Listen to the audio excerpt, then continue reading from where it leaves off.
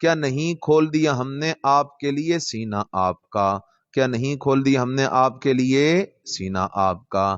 نیچے کیا لکھا؟ علم و حلم میں، علم و حلم میں، یعنی آپ کو علم بھی عطا کیا اعلیٰ درجے کا، اور حلم سمجھداری بھی عطا کی اعلیٰ درجے کی۔ وَوَضَعْنَا عَنْكَ وِزْرَكَ، دیکھ رہے ہو جی؟ وزر سے کیا مراد ہے جی؟ تو جو کرو اس بات کو سمجھ لو، وزر سے کیا مراد ہے، خیال کرو۔ نمبر 1، وزر سے مراد وہ وحی وغیرہ کا بوجھ ہے، وحی وغیرہ کا بوجھ ہے۔ انا سنلقی علیک قولا ثقیلا، وحی کا بوجھ ہے۔ میرا پیغمبر وحی تو تھی بڑی بوجھل، لیکن وَوَضَعْنَا عَنْكَ وِزْرَكَ، ہم نے آپ سے اس کا بوجھ کم کر دیا۔ تو اس صورت میں وَوَضَعْنَا بمانا تخفیف کرنے کے ہوگا، ہلکا کرنے کے ہوگا۔ وہی تو تھی بڑی بوجھ والی، لیکن ہم نے وہی کا بوجھ آپ سے کیا کر دیا؟ ہلکا کر دیا۔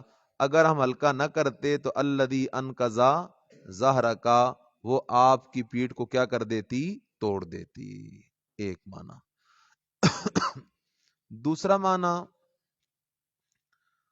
وزر سے مراد گناہ ہے۔ وزر سے مراد کیا ہے؟ گناہ ہے۔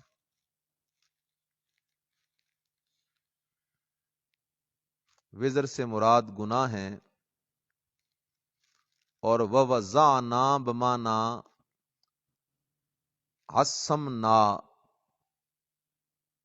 عصمنا کا ہے۔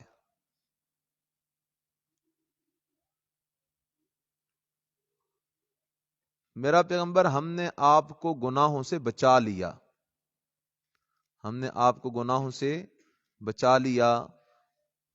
ایسے گناہ کہ اگر وہ آپ سے سرزد ہو جاتے تو آپ کی کمر کو کیا کر دیتے؟ توڑ دیتے۔ اس صورت میں انقضا بمانا ینقذو کے ہے، انقضا بمانا ینقذو کے ہے۔ 2۔ نمبر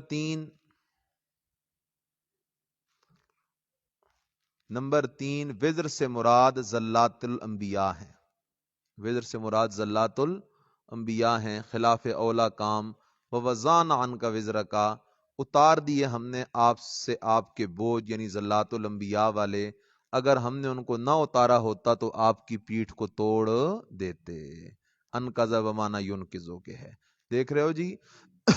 تینوں معنوں کو لے کر میں ترجمہ کرتا ہوں، غور کرو۔ پہلا، وزر بمانا وہی کا بوجھ، وَوَضَعْنَا عَنْكَ وِزْرَكَ، اور ہلکا کر دیا ہم نے آپ سے بوجھ آپ کا، اور ہلکا کر دیا ہم نے آپ سے بوجھ آپ کا۔ الذی، وہ بوجھ، الذی، وہ بوجھ، اگر ہم نے اس کو ہلکا نہ کیا ہوتا تو انقضا ظہرک، توڑ دی ہوتی اس نے آپ کی پیٹھ، توڑ دی ہوتی اس نے آپ کی پیٹھ۔ دوسرا معنی، وزر بمانا گناہ کے ہے، وزر بمانا گناہ کے ہے، اور کفریات شرکیات وغیرہ سب۔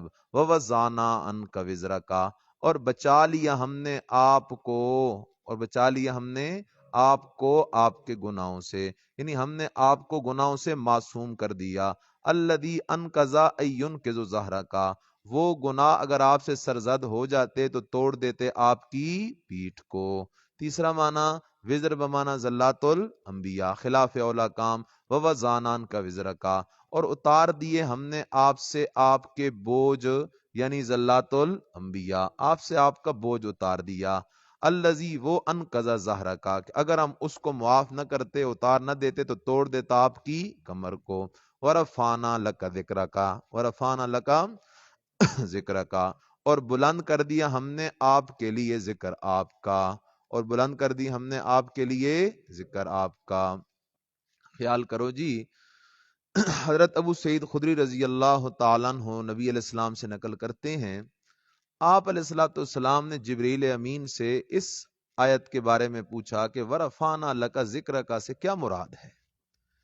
جبریل امین نے فرمایا اس کا مطلب یہ ہے کہ جہاں اللہ کا ذکر ہوگا وہاں آپ کا بھی ذکر ہوگا۔ سمجھائیے میری بات۔ اذا ذکرت معیا، اللہ کہتا ہے میرا نبی جہاں میرا ذکر ہوگا وہاں میرے ساتھ تیرا بھی کیا ہوگا؟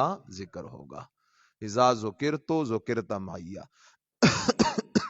اس لیے یہ عام ہے، چاہے وہ اذان ہو، نماز ہو، عید الفطر ہو، عید الاضحیٰ ہو، خطبہ ہو، تلاوت ہو، کوئی بھی دین کا شعبہ ہے، کوئی بھی دین کا کام ہے، جہاں اللہ کا ذکر آتا ہے وہاں خود بخود ساتھ نبی علیہ السلام کا ذکر بھی آتا ہے. اس لیے شاعر کہتا ہے ضم الالہ اسم النبی مع اسمہ اذا قال المؤذن فی الخمس اشہد، یا اذا قال فی الخمس المؤذن اشہد.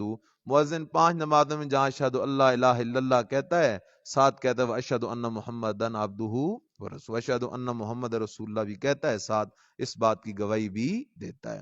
خیال کر رہے ہو؟ دیکھو ذرا اس بات کو، تو فرمایا ورفعنا لک ذکرک، اور بلند کر دی ہم نے آپ کے لیے ذکر آپ کا.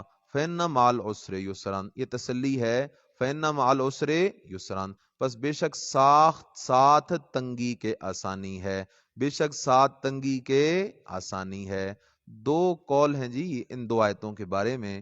پہلا قول وہ جو اصول فقہ کا قاعدہ تم نے پڑھا ہے کہ جب معرفے کا اعادہ معرفے سے ہو تو ثانی اول کا عین ہوتا ہے، اور اگر معرفے کا اعادہ نکرے سے ہو تو ثانی اول کا غیر ہوتا ہے. تو اس قاعدے کے تحت العسر پہلے بھی معرفہ اور پھر العسر کیا ہے؟ معرفہ ہے. معلوم ہوا کہ عسر 1 ہے، یسر 2 ہے. عسر 1 ہے، یسر فإن العسر بین یسرین. سمجھیں میری بات؟ تو کہتے ہیں کہ ان 2 آیتوں کے اندر مقصد یہ بتلانا ہے کہ عسر مومن پر جو تنگی آتی ہے اس تنگی کے بعد ہمیشہ آسانی آتی ہے، اس لیے کسی تنگی پریشانی سے دکھ سے پریشان ہونے کی ضرورت نہیں. دوسری رائے مفسرین کی یہ ہے کہ نہ، یہ بات نہ لی جائے، بلکہ یہاں 2 عسر علیحدہ علیحدہ ہیں اور 2 یسر بھی علیحدہ علیحدہ ہیں. ایک عسر ہے دنیا کا، دوسرا عسر ہے آخرت کا. ایک یسر ہے دنیا کا، دوسرا یسر ہے آخرت کا. فإن مع العسر، پس بے شک ساتھ دنیا کی تنگی کے آسانی ہے. ان مع العسر، بے شک ساتھ آخرت کی تنگی کے آسانی ہے. فإذا فرغت، یہ ترغیب لادائش شکر ہے. اب فرمایا فإذا فرغت، جب آپ فارغ ہو جائیں. کیا لفظ ہے؟ جب آپ کس چیز سے؟ کس چیز سے؟ جملہ مشاغل مراد ہیں. کیا ہے جی؟ ہاں، اذا فرغت من الصلاۃ، اذا فرغت من الجہاد، اذا فرغت من التبلیغ. سمجھیں میری بات؟ اذا فرغت من ای عمل، آپ کسی کام سے بھی جب فارغ ہو نا میرا پیغمبر، تو فن سب، کیا جی؟ فن سب، پس کھڑے ہو جائیں عبادت کے لیے. پس عبادت کے لیے کیا ہو جائیں؟ کھڑے ہو جائیں. پھر عبادت شروع فرما دیں. وَإِلَىٰ رَبِّكَ، اور طرف اپنے رب کے، فرغب دل لگا. وَإِلَىٰ رَبِّكَ، اور طرف اپنے رب کے، فرغب کیا لگا جی؟ دل لگا. سمجھو اذا فرغت فانصب وإلی ربک فرغب. کیا معنی؟ جب بھی آپ کسی عمل سے فارغ ہوں، فن سب، پھر کھڑے ہو جائیں اللہ کی عبادت میں، اللہ سے دعائیں مانگنے میں.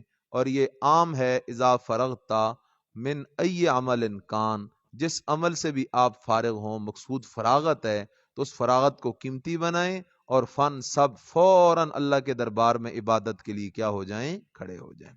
اس آیت سے بہت سارے مفسرین نے استدلال کیا ہے دعا بعد الفرائض پر بھی. اذا فرغت من الفرائض فانصب بالدعاء، کہ جب تو فرائض سے فارغ ہو تو پھر دعا کیا کر. تو مسئلہ یاد کر لو، بعد الفرائض دعا فی نفسی مختلف فی نہیں ہے. کوئی بھی سمجھدار بندہ وہ دعا بعد الفرائض کا انکاری نہ ہے اور نہ ہو سکتا ہے. یہ تو جہالت ہوگی. مسئلہ ہے فرائض کے بعد جو ہمارے ہاں کیفیت بن گئی ہے کہ جو بالدوام بالالتزام کی کیفیت بن گئی ہے کہ لوگ امام اگر 4 کی بجائے 3 رکعتیں پڑھائے تو کہتے ہیں خیر ہے، لیکن اگر امام دعا نہیں کرواتا تو پھر قیامت ہے. معلوم ہوا کہ لوگ اس کو لازم سمجھتے ہیں، لوگ اس پر دوام کو لازمی سمجھتے ہیں. تو لہذا اس بنیاد پر یاد رکھو بالدوام بالالتزام، یہ جو ہماری صورت بنتی ہے ہیئت اجتماعیہ والی، اس کو بالدوام بالالتزام اختیار کرنا بالاتفاق بدعت ہے، اس کے اندر کسی کو بھی سنجیدہ بندے کو اختلاف نہیں ہے۔ ہاں انفرادی طور پر اگر کوئی بندہ اپنی دعا کرتا ہے رفع الیدین کے ساتھ وہ تو کوئی غلط بات نہیں ہے، رفع الیدین تو بے شمار احادیث سے ثابت ہے۔ اسی طرح اگر کسی موقع پر کوئی خاص موقع ہے، کوئی دکھ ہے، کوئی تکلیف ہے، بارشوں کی ضرورت ہے، اگر امام دعا کروا بھی دے تو تب بھی کوئی حرج والی بات نہیں ہے۔ جھگڑا ہے بالدوام اور بالالتزام کا مسئلہ ہے۔ بسم اللہ الرحمن الرحیم